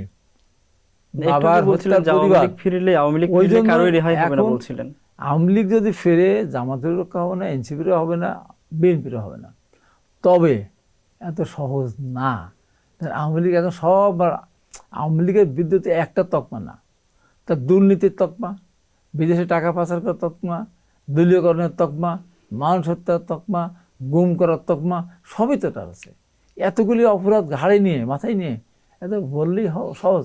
এই সাহস যদি তার থাকতো, তাহলে নূর হোসেন দিবসে ওই প্রেসিডেন্ট ট্রাম্পের ছবি বুকে ধারণ করা লাগতো না, নূর হোসেনের ছবি নিয়ে দাঁড়িয়ে যেত, সুরেশ নিফাজ মুক্তি পাক, গণতন্ত্র মুক্তি পাক, তাহলে মানুষ বিশ্বাস করে। 1000 আগস্টে তো 15ই আগস্টে দেখলাম, আপনার নির্বাচন এলাকায় আগের বারও দেখলাম, এবারও দেখলাম, তো কই আপনার নির্বাচন এলাকা নিয়ে আসতে চাই। আপনার দীর্ঘদিনের ত্যাগ আছে, একটা সময় ছাত্রলীগের সভাপতি ছিলেন, বিএনপিতে ত্যাগ করেছেন, দীর্ঘদিন অপেক্ষা করেছেন নির্বাচনের জন্য, আপনার দীর্ঘ 17 বছর রাজনৈতিক ত্যাগের গল্প বলেছেন।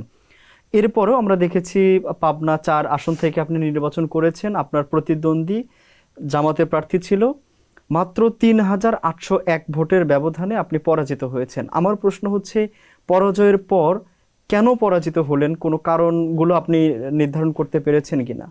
আমি তো পরাজিত হই নাই তো। 3801 ভোট যদি আমি ভোট গনে, মিনিমাম 10,000 ভোটে আমি আগে আছি। দাঁড়িপাল্লা ভিতরে ধানসির ভোট ঢুকিয়ে দিয়েছে। এখানে প্রথম কারণ যদি আপনি বলেন, এখানে একটা বেঈমান একটা আছে, সাবেক সংসদ সদস্য, সে কি আপনাদের বিএনপির? আচ্ছা। তো সে সেন্ট্রাল কমিটির সদস্য, এমপি ছিল, জেলা বিএনপির প্রেসিডেন্ট ছিল, সে নিজে ক্যান্ডিডেট ছিল, এবং ওখানে পৌর বিএনপির সাধারণ সম্পাদক ছিল একসময়। তার বিরুদ্ধে নানান অভিযোগ, খুন, জখম, রাহাজানি, বহু অভিযোগ আছে। সেও দাঁড়ালো। তার এই সমস্ত কারণে মিথ্যাই দিল, ওই যে 1% দিতে হয় সাপোর্ট, ওটা ডিসি অফিসে বাতিল হয়ে গেল তার তথ্য গোপন করার কারণে। তার 17 বছর জেল আছে, অনেকগুলি মামলা আছে, বাতিল হয়ে গেল। সেইটা আবার ওখানে আমাদের এক অ্যাডভোকেট জামির একতেলাহি, এই অনৈতিক লোকটা নির্বাচন কমিশনে আপিল করার পরে ওখানে তথ্য গোপন করে তার প্রার্থীটা বৈধ করে নিয়ে গেল। এই প্রার্থী যদি নির্বাচন না করত, তাহলে শত ষড়যন্ত্র করেও কিন্তু আমাকে ঠকানোর কোনো সুযোগ ছিল না। ওইটা একটা বড় সূত্র। তারপরে ওরা যদি শেষ পর্যন্ত স্বতন্ত্র নির্বাচনই করতেন, মোটরসাইকেল, হোন্ডা, তাহলেও আমি জিতে আসতে পারতাম। অর্থাৎ প্রশাসনের সহযোগিতার কথা আপনি বলছেন, কিন্তু আমি একটু বলি আপনাকে, সারা বাংলাদেশে যেসব জায়গায় বিএনপি পাশ করেছে, বিএনপির প্রার্থী, জামাত হেরেছে, সেই জায়গায় কিন্তু জামাতের একই রকম অভিযোগ, মানে এটা বাংলাদেশের সংস্কৃতি, এই যে যেই না, প্রার্থী হেরে বাংলাদেশের যায় সংস্কৃতি এটা, তারা কিন্তু প্রশাসনকে মানে বিজয়ী না। পক্ষে কাজ করেছে বলে, তো আপনি তো একই না কথা না, বলছেন। আমি একই কথা প্রার্থী জামাতের কথা বল, জামাতের তো এত ভোট ছিল না। আচ্ছা, জামাতের এত ভোট আছে বাংলাদেশে? জামাতের নিজের ভোটে এত মোটা তাজা হয়ে থাকে জামাতের নিজের ভোটে না। এখন বিএনপির ভোট, আমেরিকার ভোট, প্রশাসনিক কারচুপির ভোট, টাকা দিয়ে ভোট কেনা ভোট, এই আমি এই এছাড়া অনুসারে- নিজের কোনো দুর্বলতা খুঁজে পেয়েছেন কিনা যে আসলে আমারও এই না, ঘাটতিটা আমি ছিল? আমি আমার মতো তো আমার অত্যন্ত হতে পারে, কিন্তু আমার তো চেষ্টা কিন্তু আমি সারা জীবন কাজ করেছি মানুষের জন্য। যখন তাকে ডেকেছে কোনো কারোর বিরুদ্ধে কোনো কোচিং, যখন যে অবস্থা মানুষ আমার কাছে এসেছে, আমি তখন তো চেষ্টা করেছি। আপনার করোনার মধ্যে আমাদের প্রার্থী তার দলের থেকে দেখেছি, আমি নিজের ব্যক্তিগত তাহলে আগামী অনেক- দিনের সম্ভাবনা কেমন দেখছেন? আগামী দিন আমি চিন্তা করি না, মনে আল্লাহ পাক জানে আগামী দিন আমি চিন্তা করি না। আমি যেটা বলতে চাচ্ছি সেটা হলো যে আমি ইউনূস সাহেবকে বললাম, আপনার মতো করে আপনার presiding officer, assistant presiding officer, pulling officer, আমার কোনো আপত্তি নেই, কিন্তু কোনো দলের কাছে লিস্ট নেবেন না। কিন্তু উনি ওই কাজটাই করলেন। করার পরে আমি যখন কমপ্লেন করলাম রিটার্নিং অফিসার অর্থাৎ জেলা প্রশাসকের কাছে, জেলা প্রশাসক যেহেতু জামাত সমর্থক সে আমলে নিলেন না। পরে আমি নির্বাচন কমিশনে আবেদন করলাম, তারা এখান থেকে একটা পাঠালো, আমার সাক্ষী নিলেন। আমি সাক্ষী প্রমাণ করে দিলাম যে এই ভদ্রলোকের নিজের ছোট ভগ্নিপতি, যেহেতু বোনের হাজব্যান্ড, যেহেতু আমার থেকে নির্বাচন করছে, সে আমার এখানে নির্বাচন সুষ্ঠু করবে না, অর্থাৎ তাকে এখান থেকে অন্য জায়গায় ট্রান্সফার করে দাও। তাও করলো না। না করার কারণে সে একদম জিদ ধরে গেল, সে এই কাজটা করেছে এবং এই ভোট একদম টোটালি সে মনিটরিং করছে। যেমন আমার ওখানে একটা কেন্দ্রে সারা গোপালপুর জায়গা, সেখানে আমি ভোট পেলাম 1113 ভোট, আমাকে দেওয়া হলো প্রিজাইডিং অফিসারের স্বাক্ষর সহ। পরে ওটা উনি অফিস থেকে দিলেন 998, 998। অর্থাৎ আপনার মূল অভিযোগ এই জামাতের প্রার্থীকে প্রশাসন সহযোগিতা করেছে। সহায়তা করেছে এবং তারা টাকা দিয়ে ভোট কিনেছে এবং তারা ওখানে আরও প্রশাসনিক যারা আনসারটা রাতের বেলা তারা ভোট সিল মেরেছে, যেটা আমি ধরেছি। আমার সরাবাড়িয়া একটা জায়গা আটঘরিয়া উপজেলার প্রাইমারি স্কুলে, সেখানে রাত্রিবেলা 400 মানে 4টা বই সিল মেরে রেখেছিল। আচ্ছা, আপনি যে উদাহরণ দিলেন, আমি একটু এটা নিয়ে একটু পরবর্তী কথা বলি যে জুলাই আন্দোলন তো একটা প্রত্যাশা ছিল বাংলাদেশের রাজনৈতিক সংস্কৃতি পরিবর্তন হবে। আপনি যে উদাহরণ দিলেন, অথবা জামাতেরও একই রকম অভিযোগ আরো বিভিন্ন জায়গায় আছে, বা এখনো বর্তমানে বাংলাদেশের যে রাজনৈতিক সংস্কৃতি দেখছেন, এই জায়গা থেকে জুলাই আন্দোলনের পরে বাংলাদেশের রাজনৈতিক সংস্কৃতিতে কি কোনো পরিবর্তন আসছে? আসলে রাজনৈতিক সংস্কৃতিতে পরিবর্তন হতে এইটুকু আছে, জবরদখল করে ভোট মারামারি, সিল মারা, এটা নাই। কিন্তু চুরি চামারি যেখানে প্রেসে জামাত সেন্ড করেছে, বিএনপির দরকার নেই। আমি শুধু একটা আসনের কথা বলছি না, সারা আসনের কথাই সামগ্রিকভাবে ওখানে তো কেউ কোথাও কিন্তু এমন আসে নাই যে ওই যে জোর করে সামনে সিল মারছে। আমার ওখানে রাতের বেলা সিল মেরেছে, দিনের বেলা কিন্তু ওইভাবে সিল মারতে পারে না। সিল করেছে কি, হয়তো দুপুরের পর থেকে আমার লোকজন সরে গেছে। আমার প্রশ্নটা নির্বাচন নিয়ে নয়, এখন সামগ্রিকভাবে বাংলাদেশের রাজনৈতিক সামগ্রিক যেটা সেটা হলো যে এখন আগে ওই সময়, এখন তো আওয়ামী লীগ নেই বা তাদের রাজনৈতিক সামগ্রিক নিষিদ্ধ। এখন মিছিল মিটিং করার ক্ষেত্রে কোনো ধরনের বাধা নেই, যা ইচ্ছা তাই বলে যাচ্ছে, যদি লাগামহীন কথাবার্তা বলে যাচ্ছে। তারপরেও এখানে ধরে নিয়ে যাওয়া, গুম খুন, মামলা মকদ্দমা ওইভাবে দেওয়া, এরকম তো হচ্ছে না। এটা একটা বড় পাওয়া তো, পরিবর্তন নির্ভয়ে রাজনীতি যারা করে। হ্যাঁ, আওয়ামী লীগের কথা তো তারা তো পালিয়ে গেছে, তাদের কথা আলাদা, তাদের মামলা আছে, সেটা আলাদা কথা। তাছাড়া তো একটা পরিবর্তন তো হয়েছে, এই জিনিসটা তো হয়েছে একটা গণতান্ত্রিকভাবে আমরা এখন নিজের মতো আমরা চলাচল করতে পারছি। পত্রপত্রিকা লিখতেছে, যা ইচ্ছা তাই লিখতেছে, টক শোতে যে ইচ্ছা যাই বলতেছে। আমাকে টক শো থেকে ধরে নিয়ে গেছিলো, এখন তো টক শো থেকে কাউকে ধরে নিয়ে যায় না, পুলিশ ধরে একদম পিটাচ্ছে, গুম করে দিচ্ছে, ধরে নিয়ে যাচ্ছে, র্যাব নিয়ে যাচ্ছে। এখন তো এই র্যাবও আছে, এই পুলিশ আছে, সবই আছে, এখন তো গুম খুন হচ্ছে না। অর্থাৎ একটা পরিবর্তন আসছে। আপনি নির্বাচনের আগে ভোটটা মানুষ দিতে পেরেছে। আমার ওখানে ব্যক্তিগতভাবে কিছু কিছু আসনে তারা করেছে অনৈতিক জাজ, যেমন আমার ওখানে একটা পরিবার, তার এক ভাই হলো ডিস্ট্রিক্ট জাজ, আরেকবার জয়েন্ট ডিস্ট্রিক্ট জাজ। জয়েন্ট ডিস্ট্রিক্টে বলা হয়, ভাই আমার এক বোন আমেরিকা থেকে, এক বোন ঢাকা থেকে, এর তো আপনাকে ভোট দিয়েছে আমার বোন, আমার দুটো ভোট দিয়ে দিই, কাউকে দিই না, এই জন্য তো আমি রাজনীতি করি না। অথচ দেখেন তারা ভোট ওখানে সিল মারলো। আচ্ছা, আপনি নির্বাচনের আগে একটা প্রতিশ্রুতি দিয়েছিলেন আপনার ঈশ্বর দিতে, যে মাদকের আড্ডা বুলডোজার দিয়ে ঘুরিয়ে দেওয়া হবে। আপনি যদিও নির্বাচিত হতে পারেননি, আপনি বিভিন্ন কারণ বলছেন, কিন্তু সরকারে তো আপনার দল বিএনপি, এই উদ্যোগটা কি পরে নিতে পেরেছেন? না, এই উদ্যোগ আমি চেষ্টা চালাই যাচ্ছে, অব্যাহতভাবে চালা যাচ্ছে।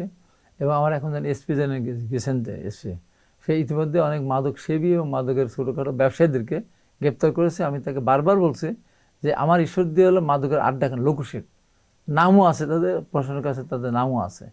আমি বলছি এইগুলিকে গ্রেপ্তার করলে মাদকের যদি চালান বন্ধ হয়ে যায়, তাহলে মাদক খাবে কোথার থেকে? এইটা যদি প্রত্যেকটা পরিবার তার সন্তানদেরকে যদি মাদক থেকে দূরে রাখতে পারে, তাহলে মাদক আনারা মাদক আনবে কোথায়? এই লাভটা তো নেই। তো এখন যেহেতু সেই সচেতনতা বৃদ্ধি করতে গেলে সময় সাপেক্ষ ব্যাপার, কিন্তু মাদকের আড্ডাখানাগুলো বন্ধ করতে হবে। মাদক ধরা মানে তার, অর্থাৎ আপনি ওইটা নিয়ে কাজ আমি করছেন, ওটা নিয়ে কাজ এখনো করতেছি। এটা আমি যতক্ষণ পর্যন্ত আছি কাজ করে যাবেন। আমি এটা কাজ করে যাব। আপনি যদিও সংসদে নাই, আপনি সংসদে না থাকলেও আপনার দল বিএনপি এখন ক্ষমতায়, আপনার আসন আপনারই আসন, আপনার লোকজন আপনার আসনেরই লোক, আপনারই লোক।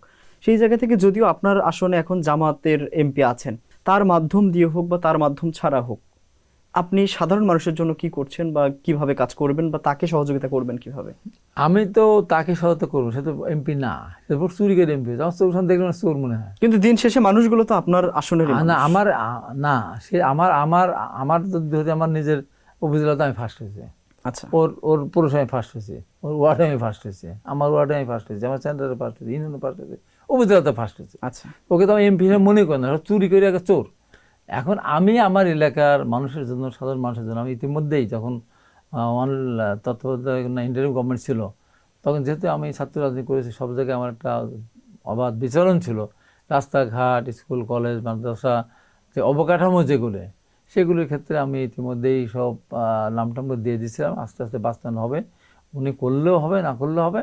তারপরে আমি এগুলি করার ক্ষেত্রে লেগে থাকবো এবং সাধারণ মানুষের, ধরেন যক্ষা রোগী আছে, ক্যান্সার রোগী আছে, হার্টের রোগী আছে, বাচ্চা আছে, প্রতিবন্ধী আছে, তাদেরকে আমি সহায়তা করি যতটুকু পারি। আমি আমার কাজ এখন জনগণ আমাকে ভোট দিয়েছে, ওই জনগণের উপর রাগ করার তো আমার কিছু নাই। তারা যে যিনি এমপি নিজের উপর, অর্থাৎ আপনি আপনার কাজ চালিয়ে যাবেন। আমি আমার কাজ আরো বেশি করে চালাবো। এই কারণে জনগণ বুঝুক যে হাবিব এমপি হওয়ার জন্য শুধু ওই করে নাই, জনগণের পাশে আগেও দাঁড়িয়েছিল, এখনো দাঁড়িয়েছে। সংসদ সদস্য না হলেও হাবিবুর রহমান হাবিব মানুষের পাশে থাকে। আচ্ছা, আপনি একটু আগে আওয়ামী লীগের বিরুদ্ধে একটা অভিযোগ করছিলেন যে তারা সবকিছুকে দলীয়করণ করে ফেলছিল। তো একই রকম অভিযোগ বিএনপির দিকেও যদি আসে, আপনি তখন কি বলবেন? না, আওয়ামী লীগের দলীয়করণ যদি নির্বাচনের মাধ্যমে ক্ষমতা এসে দলীয়করণ করতে আমার আপত্তি ছিল না, কিন্তু নির্বাচিত না হয়ে জোর করে মানুষের ভোট কেটে নিয়ে নির্বাচিত হলে কি দলীয়করণ করা যায়? আমি দলীয়করণ ওইভাবে তো দলীয়করণ বিএনপি করে নাই। বিএনপি এখন ধরেন, আপনি এখন বলতে পারেন যে আপনার উপজেলাকে জেলা পরিষদ প্রশাসক বিএনপির লোককে দিয়েছে, আবার সিটি কর্পোরেশনগুলি বিএনপির প্রশাসক দিয়েছে। তা আপনি কি প্রশ্ন করতে কাকে দেবে? আমার দল রাষ্ট্রীয় ক্ষমতা পরিচালনা করতেছে। এখন আমার দলের যে আদর্শ, যে উদ্দেশ্য, সেটা যদি আমার দলের মতাবলম্বী না হয়, আরেকজনকে দিলে তো সে আমার কাজটা করবে না, স্যাবোটাইজ করবে তো। আমার কথা হলো, দিন শেষে মানুষ সেবা পেল কিনা, উপকৃত হলো কিনা। ধরেন এই যে মাঝখানে যে 1.5 বছর আপনার দলীয় লোক ছিল না, প্রশাসক ছিল, তাকে খুব ভালো করেছে। আপনি খুঁজে দেখেন যে প্রশাসন, সরকারি লোকজন দেখেন, ধরেন পৌরসভা, পৌর প্রশাসক বলেন, সিটি কর্পোরেশন বলেন, যেখানে ছিলেন আপনি খুঁজে দেখেন, দিন শেষে তারা খুব ভালো করেছে তা না। তার চেয়ে এখন যারা আছে, আমাদের দলের পক্ষ থেকে যাদেরকে দেওয়া হয়েছে, তারা মাথার ভেতর ওই জিনিসটা রাখবেন যে আমাদেরকে জনগণের কাছে প্রশ্নের সম্মুখীন হতে হবে। আপনি সরকারি দল, সরকার ক্ষমতা আমাকে দিলেন, আমি অন্য দল, আমি তো চেষ্টাই করব যে আপনার দলকে বা আপনার সরকার ইমেজ নষ্ট করার জন্য। তাহলে আমি এমন লোকের হাতে কেন দেবো? আজকে বাংলাদেশ ব্যাংকের গভর্নর নিয়ে অনেক কথা হচ্ছে না, অযোগ্য লোককে দেওয়া হয়েছে, শিক্ষিত লোক না, নানান কাহিনী বলে, জেনে বলে, না জেনে বলে। আমাদের শিক্ষিত লোককে দেখেছিলাম তো, ডক্টর আতিউর রহমানের মতো যখন বাংলাদেশের গভর্নর ছিলেন, উনার যেখানে রিজার্ভ ফান্ড থেকে 800 কোটি টাকা চুরি হয়ে গেছে, উনি কাউকে না জানিয়ে উনি ভারত থেকে। তাহলে দলীয়করণের ব্যাপারে আপনার অবস্থান কি? আসলে দলীয়করণ বলবো না, আমি বলছি আমার যোগ্য লোককে যোগ্য স্থানে দেওয়া। আমার কথা হলো যে জনগণের দৌড়ায় সেবাটা গেল কিনা নিঃস্বার্থভাবে বা সুন্দরভাবে, এটাই মুখ্য বিষয়, এইটা মুখ্য বিষয়। আচ্ছা, আপনার এই যে গত জুলাই আন্দোলন নিয়ে আলোচনা হলো আমাদের, এই জুলাই আন্দোলনের পরে, 5 আগস্টের পরে যে আন্দোলনকারীরা যারা আছেন, তাদের গণভোট নিয়ে যে অবস্থান ছিল বা তাদের যে দাবিগুলো ছিল, এছাড়া সংবিধান সংস্কার নিয়ে যে আলোচনাগুলো উঠেছিল, এবং আমরা যদি আপনাদের বিএনপির 31 দফার কথা বলি, 31 দফার প্রথম দফাটাই ছিল সংবিধান সংস্কার নিয়ে। তো আমার প্রশ্ন হচ্ছে যে এই 31 দফার প্রথম দফা বলেন বা আন্দোলনকারীদের দাবির কথা বলেন, সব মিলিয়ে বর্তমানে 31 দফার প্রথম দফা তো সংবিধান সংস্কার এবং গণভোট ইস্যুতে বিএনপির অবস্থানকে আপনি কিভাবে দেখছেন? না, এটা তো সংবিধান সংস্কার আর সংবিধান সংশোধন, এই দুইটা শব্দ নিয়ে লাগছে না। আমার জনস্বার্থে যেটা প্রয়োজন আমরা সেই কাজটাই করতে যাচ্ছি। এখন দেখেন এই যে তত্ত্বাবধায়ক সরকার এবং গণভোটের রায়, না, এই জনস্বার্থটা কি শুধু বিএনপির চোখে নাকি? বিএনপি চোখে থাকবে কেন? বিএনপি চোখে বিএনপি জনগণের রায় পেয়েছে, জনস্বার্থে। যেমন ধরেন আপনার কি 31 দফার ভিতরে কি ছিল, বা এই যে জুলাই আন্দোলনের কি আপনার ইয়েতে আছে, জুলাই সনদ আছে যে 10,000 টাকা কৃষির সুদ মাফ করতে হবে কৃষকদের, আছে? বিএনপি করে দিল। এই যে যে নতুন নতুন যে কাজগুলো করতেছে, ফ্যামিলি কার্ড বলেন, আপনার হেলথ কার্ড বলেন, কৃষি কার্ড বলেন, এগুলি কি জুলাই সনদের মধ্যে আছে? তো জীবনী জনস্বার্থে এটা করতেছে। 10,000 টাকা কৃষির সুদ মাফ করা কম কথা না। আপনার কৃষিতে ভর্তুকি, এই তো বাংলাদেশের সর্বপ্রথম শিক্ষা, তারপর স্বাস্থ্য, গণভোট এবং এই দুই সংবিধান খাতে। সরকার নিয়ে যদি বলতে এই না, গণভোট তো আপনার ইতিহাসেন তো কোর্টেতেই হলোই, সরকার বাস্তবায়ন করে বলছে তো, কোর্টের তো বলে দিল। গণভোট তো বিএনপি এখানে ভোট দিয়েছে তো। আপনি এখানে একটা দিন, আপনারা এখন সাংবাদিক কীভাবে বের করে জানি না, আমরা যারা আন্দোলনে ছিলাম তারা তো গণভোটে না দেওয়ার কথা হতো। এখন 32% না ভোট পেল, এই না ভোট কারা দিল? বিএনপি তো তারেক রহমান বলেছেন একটা হাঁ ভোট, একটা ধানের শীষে ভোট, তো বিএনপি লোকের এর বাইরে যায়নি। তাই এই 32% কারা আসলো না, কিন্তু এমনটাও কিন্তু মানে দেখা গেছে, যেটা আপনিও জানেন নিঃসন্দেহে, যে তারেক রহমান বলেছেন শেষ পর্যন্ত যে হ্যাঁ ভোট দিতে হবে। তার আগ পর্যন্ত কিন্তু প্রকাশ্যে গোপনে নানাভাবেই কিন্তু বিএনপির ভিতর থেকে যখন বলা হয়েছে না ভোটের জন্য। যখন উনি বলেছেন শেষ কথা যেটা, ওইটাই তো সঠিক। আমি হয়তো প্রচার করেছি গণভোটে হাঁ দেওয়ার কথা, একদম পরিষ্কার বলতেছে যে গণভোটে হাঁ দিতে হবে। তাহলে সেটা নিয়ে তো আর কনফিউশন হওয়ার কথা নাই, ওটা আমাদের দর কি কম আছে? বরঞ্চ আপনাকে যদি প্রশ্ন করি যে জুলাই সনদে পরিষ্কার লেখা আছে যে সংসদ সদস্য নির্বাচনে 5% নারীদের অংশগ্রহণ করার সুযোগ দিতে হবে। 1%ও জমা দেয়নি, বিএনপি পারেনি, 3% 3% দিয়েছে। তো এটা তো পুরাপুরি জুলাই সনদের সাথে প্রতারণা করলো, সেটা নিয়ে তো কথা বলে না। তারা এই কথা বলতেছে হানা ভোট বাস্তবায়ন, তারা যখন 1 নম্বরে যে তার বিরাট গলত, 2 নম্বর পরিষ্কার লেখা আছে যে যারা বিরোধী দল থাকবে তারা ডেপুটি স্পিকার নেবে, সরকার থেকে বল তাকে নিয়েছে, এখানে 2 নম্বর। এটা তার জুলাই সনদের সাথে তার প্রতারণা করলো। বিএনপি তো এখন কোনটা প্রতারণা করেনি। দলের বিএনপির চেয়ারম্যান, দলের দেশের প্রধানমন্ত্রী বলেছেন যে জুলাই সনদের প্রতিটা অক্ষর আমরা অক্ষর অক্ষর বাস্তবায়ন করবো। শুরু করেছে, অনেক কাজ শুরু করেছেন, কাজগুলো যে করেছেন। তারেক রহমান জনস্বার্থ বিরোধী কোনো কাজ করবেন না, কারণ উনি কতগুলি পরিবর্তন ঘটালেন। তার নিজের জীবনের সিকিউরিটি পর্যন্ত উনি কমিয়ে দিয়েছেন, যেখানে অনেক টাকা খরচ হয়। আচ্ছা, আপনার এই যে দীর্ঘ রাজনৈতিক জীবনে ছাত্রলীগ থেকে বিএনপি, মামলা থেকে কারাবাস, জয় থেকে পরাজয়, নানা রকম পরিস্থিতির মধ্য দিয়ে আপনি এ পর্যন্ত আছেন। এ যাবৎকালের রাজনীতির মধ্যে নিজের জন্য মনে হয় কিনা যে এই কাজটা ভুল করেছি বা আফসোস হয়? আমি জনগণের জন্য কাজ করি, নিজের জন্য কোনো কাজ করি না, ভুল। কারণ তার 2-3টা আমার স্মরণীয় ঘটনা বলে শেষ করি, একেবারেই স্মরণীয় ঘটনা। এবং সিদ্ধান্তগত কোনো ভুল ছিল কিনা? না, সিদ্ধান্ত আমি বিএনপি জয়েন করেছি, আমার সিদ্ধান্তগত ভুল না, বরঞ্চ আমার জয়েন করাটা সঠিক। কারণ আমি আজকে তাহলে আমার ইন্ডিয়া পালাতে হতো, না তো পালায় থাকতে হতো, জনশত্রুতে পরিণত হয়নি। আর আমি আজকে ঘুরে ফিরে বেড়াচ্ছি। বিএনপির সময় মার খেয়েছি, জেলে গিয়েছি, মানুষ পছন্দ করতো। জাতিলাল বাসে উঠে যখন যেতাম, টেম্পো তুলে যখন যাই, রাস্তায় যখন হাঁটি, ওই হারুন হাবিব আছে দেখো রাস্তা দিয়ে। আর আমলি গুলো চোর যাচ্ছে, দুর্নীতিবাজ যাচ্ছে, ওখান থেকে তো বেঁচে গেছি বিএনপি করতে এসে। সেটাই বলে যে আমার জীবনের স্মৃতি সবচেয়ে বড় যে আমি ম্যাডাম খালেদা জিয়ার মামলা শাস্তি দিয়েছেন তার বিরুদ্ধে আমি কথা বলেছিলাম, এবং সেজন্য আমাকে জেলে যেতে, জেল বরণটা আমার জন্য গর্বের একটা ব্যাপার। যে আমি যখন জিজ্ঞাসা করলাম এত কিছু পর, ম্যাডাম আমাকে তো কালকে আমাকে যেতে হবে, চেয়ারম্যান সাহেব বলেছেন যেতে, তো কি আমি আমার উপরে নির্দেশনা আছে কিনা? চিন্তা করেন, উনি একবার বলতে পারতেন যে তোমাকে যারা জেল খাটিয়েছে তাদের বিরুদ্ধে ব্যবস্থা নাও, কিছু না। উনি বললেন এলাকা যাও, সাধারণ মানুষ যেন কষ্ট না পায়, সাধারণ মানুষের পাশে থাকো। এটা চিন্তা করা যায় যে এত বড় নির্যাতনের শিকার হলেন তিনি, নিজের জীবনটাই চলে গেল জেল কাটতে কাটতে। আর সেই মানুষটা একবার বললেন না যে আমার কারণে তো বলতে পারতো যে তোমাকে অন্যায়ভাবে জেল কাটিয়েছে, তাদের বিরুদ্ধে ব্যবস্থা গ্রহণ করেন না, জনগণের পাশে থাকো। মহান একজন নেত্রী, তার সাথে শেষ জীবনের আমার শেষ কথা, শেষ দেখা। আর আমি তার সঙ্গে দেখা করতে পারিনি, ওভারকে হাসপাতালে গিয়েছিলাম, দেখা হয়নি। যাক, ওইটা আমার শেষ, এই স্মৃতিটা আমার সারা জীবন মনে থাকবে যে এমন একজন মহিষী নারীর সামনে আমি কথা বলতে পেরেছিলাম যে তার ভেতরে কোনো প্রতিহিংসা নেই, প্রতিশোধের এই নাই, কিচ্ছু নেই। জনগণের প্রতি ভালোবাসা, ভালোবাসা আর ভালোবাসা, এই শুধু। আচ্ছা, একেবারে শেষ প্রশ্ন।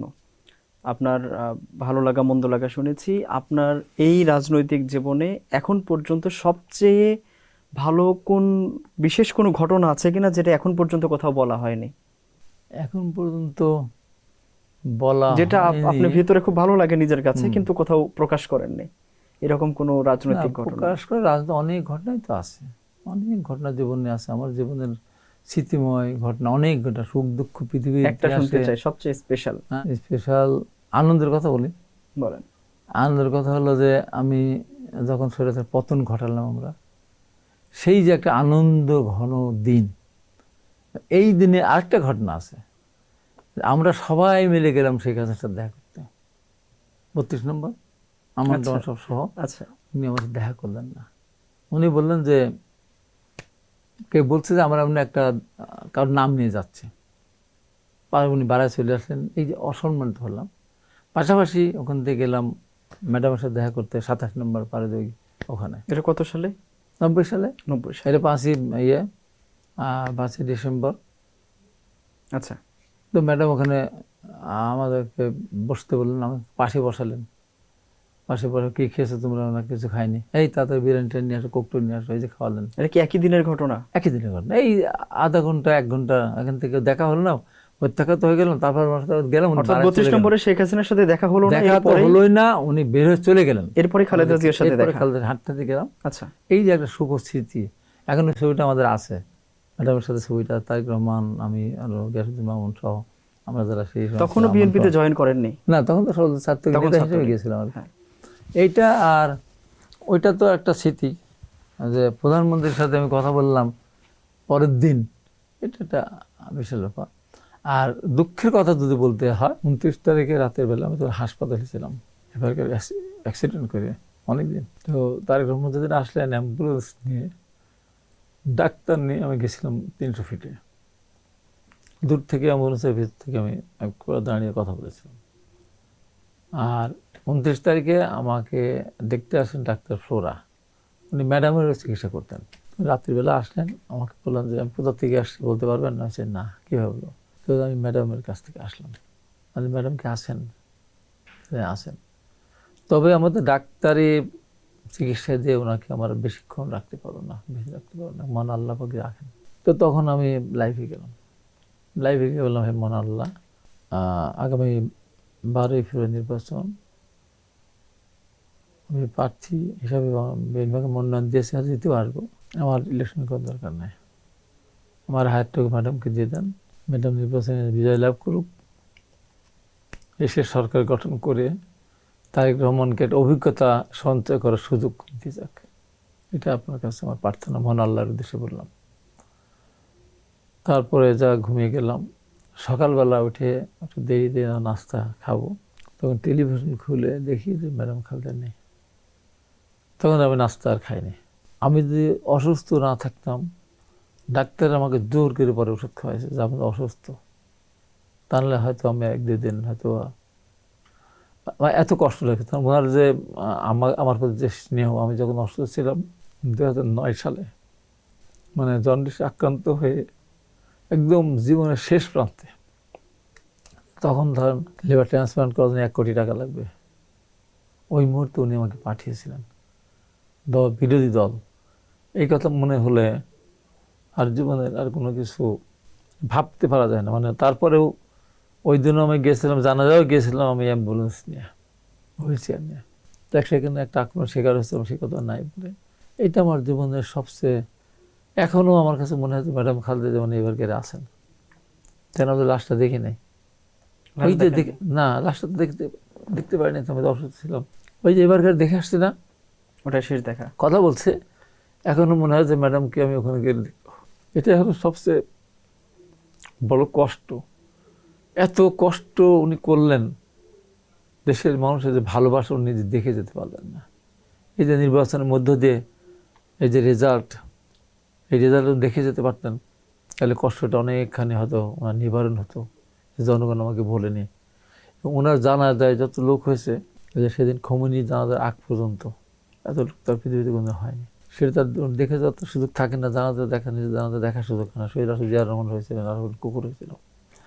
তো এইটাই যে উনি যদি থেকে যেতেন, একটা সরকার গঠন করে কিছুদিন সেবা দিয়ে করে দিতে পারতেন, তাহলে আমার কোনো দুঃখ থাকতো না। আমার নিজের জয় পরাজয় আমার কাছে মনে হয়, আমার সবচেয়ে বড়, আমার পরাজয় মনেই হয় না, ম্যাডামকে হারানোটাই আমার কাছে বড় পরাজয়। খালেদা জিয়ার মতো নেতৃত্ব কি আর আসবে বাংলাদেশে? বললেন যে উনি যে কী ছিলেন, এত বিরোধিতা, এত কিছু করার শেষ শেষ বিদায়ে সেই সময় সব মানুষগুলো কিন্তু তার কাছে আসছে। এটা আল্লাহর ইচ্ছা না থাকলে তো হয় না। এই যাওয়াটাই যদি উনি বিগত সরকারের আমলে যেতেন, বা এই আশারে তারেক রহমান যদি উনি চলে যাওয়ার পরে আসতেন, তাহলে পরিস্থিতি হয়তো অন্যরকম হতে পারত। হয়তো আল্লাহর একটা পরিকল্পনা আল্লাহর একটা ছিল পরিকল্পনা। নিঃসন্দেহে। শহীদ রাষ্ট্রপতি জিয়া রহমানের লাশ কয়েকদিন পরে পাওয়া গেল, এই যে জাহাজের এটা হলো, এ সমস্ত কোনো একটা ভালো কাজ না করলে তো এরকম হওয়ার কথা না। তারেক রহমান দেশে আসতে পারবেন না, এই সংস্থা মানবে না, ওই সংস্থা মানবে না। পৃথিবীর ইতিহাসে কি এরকম সম্মান কেউ পেয়েছে? হাজার হাজার আমার বিভিন্ন বাহিনী, সেনাবাহিনী থেকে শুরু করে হাঁটতে হাঁটতে হাঁটতে 12-14 কিলোমিটার রাস্তা, এই পৃথিবীর ইতিহাসে হয়নি তো। এই জন্য তারেক রহমানের ব্যাপারে আমি আশাবাদী। একটাই খালি ভয় যে তাকে শারীরিকভাবে ইলিমিনেট করার জন্য অনেক শক্তি কাজ করতেছে। তারেক রহমান শেষ নক্ষত্র, শেষ প্রদীপ। আপাতত এই প্রদীপটা যদি নিভে যায়, তাহলে বাংলাদেশ অন্ধকার নিমজ্জিত হবে। তো মহান আল্লাহ পাকের কাছে আজকে আপনার মাধ্যমে এইটুকু কামনা করি, কোটি কোটি জনতা, লক্ষ লক্ষ জনতা দেখবেন, তাদের কাছে আমি এটুকু দোয়া করবেন, মহান আল্লাহ পাক যেন তারেক রহমানকে সুরক্ষা দান করেন। আল্লাহ পাক যেন বাংলাদেশকে একটা পথে নিয়ে যাওয়ার জন্য তাকে তৌফিক দান করেন। অনেক অনেক ধন্যবাদ আমাদের সাথে থাকার জন্য। দর্শক, একেবারে শেষ পর্যায়ে চলে আসছি। দেখছিলেন এশিয়া পোস্টের নিয়মিত আয়োজন আলাপনের আজকের পর্ব। আগামী পর্বে থাকবে নতুন কোনো অতিথি, কথা হবে রাজনীতি এবং সমসাময়িক ইস্যু নিয়ে। সে পর্যন্ত ভালো থাকুন, সুস্থ থাকুন, শুভেচ্ছা নিরন্তর।